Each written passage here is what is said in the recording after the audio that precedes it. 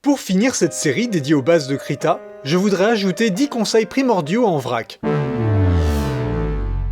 En appuyant sur CTRL, vous activez ponctuellement la pipette, c'est-à-dire cet outil-là.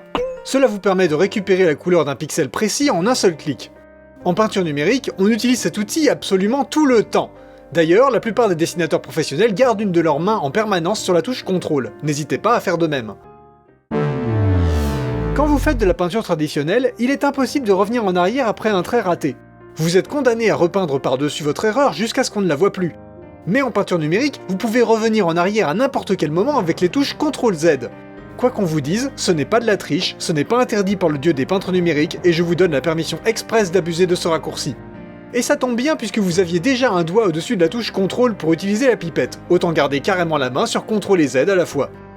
Et vous serez d'autant plus proche des raccourcis CTRL-S pour sauvegarder, CTRL-E pour écraser plusieurs calques en un seul, et bien sûr CTRL-C, CTRL-V et CTRL-X pour copier, coller et couper comme dans n'importe quel autre logiciel. Lorsque vous faites une sélection, vous pouvez rajouter de nouvelles sélections à la sélection actuelle en maintenant la touche Shift, et en retirer en maintenant la touche Alt. Il est primordial de s'abonner à la... Non, je plaisante. Dans Paramètres, Configuration de Krita, Raccourci clavier, vous pouvez demander à Krita d'utiliser un jeu de touches de raccourcis prédéfinis provenant de d'autres logiciels. Si vous êtes un ancien utilisateur de Photoshop ou Paintool SAI, cette astuce est pour vous. Il est possible de faire des lignes droites en maintenant simplement une touche enfoncée pendant que vous dessinez. Encore dans Paramètres, Configuration de Krita, mais cette fois dans Configuration des entrées, ouvrez l'onglet Invocation d'outils. C'est ici que vous pourrez voir et éventuellement modifier la touche à utiliser pour cette tâche. Lorsqu'on enregistre un projet, le mieux pour conserver le maximum d'informations possible est de le faire dans le format natif de Krita, le .cra. Mais une fois l'image finie, si vous souhaitez sortir votre image dans un autre format, en JPEG par exemple, n'utilisez pas la commande enregistrer sous. Sinon votre document actuel devient le document nouvellement créé, le JPEG. L'idéal est d'utiliser l'outil exporter. Ainsi, le document en cours d'utilisation reste le fichier .cra, même après avoir fait une sortie dans un autre format. Pour aller plus vite, j'ai remplacé le raccourci de la commande exporter par une variante de CTRL-S. Il m'a suffi d'aller dans Paramètres, Configuration de Krita, Raccourci clavier, de taper les premières lettres d'exporter et d'indiquer ici le raccourci que je voulais. En allant encore dans Paramètres, configurer les barres d'outils, vous pouvez personnaliser la barre qui se trouve en haut. Si vous sélectionnez Brush and Stuff Krita, et que vous tapez curseur dans la petite barre de recherche et double-cliquez sur curseur 3 des options de brosse, vous pouvez ajouter ce troisième curseur pour gérer le flux. Le flux est une sorte de variante de l'opacité dont le comportement est, en certaines circonstances, plus intuitif. Salut, c'est Ratus. Si vous avez suivi les débuts de la chaîne, vous pensiez peut-être que Vi dessinait avec un stylet magique directement sur la table. Naïf que vous êtes. En fait, il s'agissait d'un trucage. Les plans où vous la voyez dessiner et les contre-champs sont tournés séparément. Ah, avouez que vous y avez cru. Passons. Comme vous le voyez sur cette photo de tournage, Vi ne dessine pas à la souris, mais avec une tablette graphique.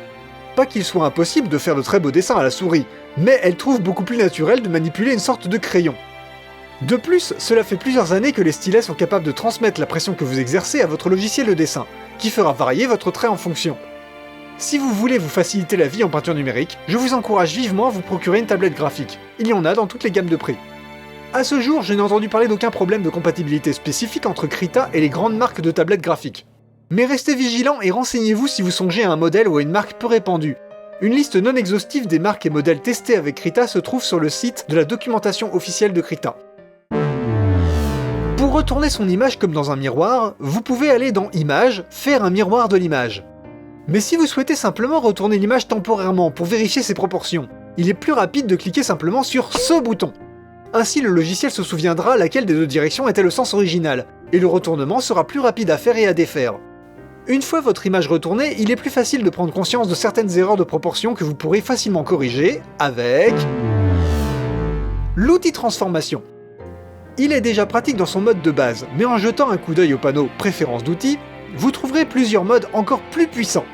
Notamment la déformation en grille, qui recouvre votre calque de points d'ancrage que vous pourrez déplacer à volonté, la déformation en cage, qui vous propose de placer vous-même les points avant de les déplacer, et un outil pour les gouverner tous. J'ai nommé l'outil liquéfié. qui vous permet d'ajuster votre calque directement avec le curseur en poussant, en grossissant, en tournant ou en décalant. Vous pouvez inverser l'effet de chacun de ces outils en maintenant la touche CTRL appuyée, et vous avez même une gomme pour annuler vos bêtises. Ou bien sûr, l'indémodable CTRL Z. Tant que vous découvrez le logiciel, gardez un œil sur ce panneau préférences d'outils. Il propose pour chaque outil des options supplémentaires qui peuvent s'avérer très utiles. Voilà, on est loin d'avoir fait le tour du logiciel, mais je pense que je vous ai donné les connaissances nécessaires pour vous permettre de suivre d'autres tutoriels, sur cette chaîne ou ailleurs, sur des sujets plus spécifiques. Entraînez-vous régulièrement, essayez les outils que vous ne connaissez pas encore, et n'hésitez pas à revenir pour en découvrir davantage. Je vous dis à bientôt, et bonne création à tous.